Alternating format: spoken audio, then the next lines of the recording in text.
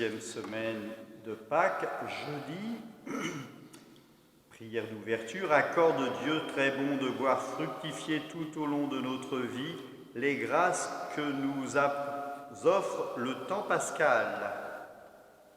Première lecture, lecture du livre des Actes des Apôtres, chapitre 5, versets 27 à 33. Psaume 33, un pauvre crie, le Seigneur entend. Donc il y a une ouverture. Thomas, parce que tu m'as vu, tu crois. Heureux, dit le Seigneur, heureux ceux qui croient sans avoir vu. En ce temps-là, Jésus disait à Nicodème, celui qui vient d'en haut est au-dessus de tout, celui qui est de la terre est terrestre, et il parle de façon terrestre. Celui qui vient du ciel est au-dessus de tous. Il témoigne de ceux qu'il a vus et entendus, et personne ne reçoit son témoignage. Mais celui qui reçoit son témoignage certifie par là que Dieu est vrai. En effet, celui que Dieu a envoyé dit les paroles de Dieu, car Dieu lui donne l'Esprit sans mesure. Le Père aime le Fils, et il a tout remis dans ses mains. Celui qui croit au Fils a la vie éternelle. Celui qui refuse de croire le Fils ne verra pas la vie, mais la colère de Dieu demeure en lui. Acclamons la parole de Dieu. Louange à toi, Seigneur Jésus.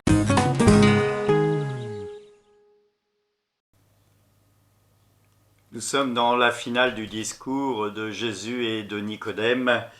Jésus met un point final en disant qu'il vient bien au-delà de tout ce que pourrait penser Nicodème, que la présence du Christ sur terre est inconcevable presque, qu'il est celui qui est envoyé de Dieu, il vient au-delà. Et c'est ce qu'il nous faut bien comprendre, le Christ, il est pleinement homme, certes, mais il est aussi pleinement Dieu. Il parle du témoignage qui vient de Dieu. Et nous avons dans cette première lecture, le témoignage des disciples, qui agace, certes, mais qui est d'une telle force que rien ne peut aller contre ce témoignage. Les disciples, les apôtres, ont témoigné, et grâce à eux, aujourd'hui encore, plus de 2000 ans après, nous avons encore cette réception du témoignage des disciples qui nous permet d'affirmer que nous croyons en un Christ ressuscité, en un Christ qui est venu pour nous sauver, en un Christ qui vient de Dieu, parce qu'il est Dieu. Cette affirmation, nous la tenons de génération en génération, c'est ce qu'on appelle la transmission apostolique, c'est ce qui vient de ce qu'aucun homme ne pourrait tenir devant le martyre que certains ont vécu, s'il n'était pas certain que cela était une vraie foi.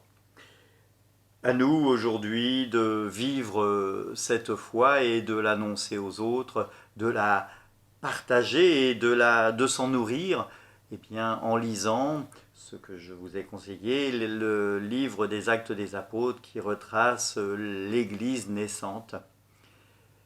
Que Dieu Tout-Puissant vous bénisse tous, le Père, le Fils et le Saint-Esprit. Amen. Allez dans la paix du Christ et surtout, restez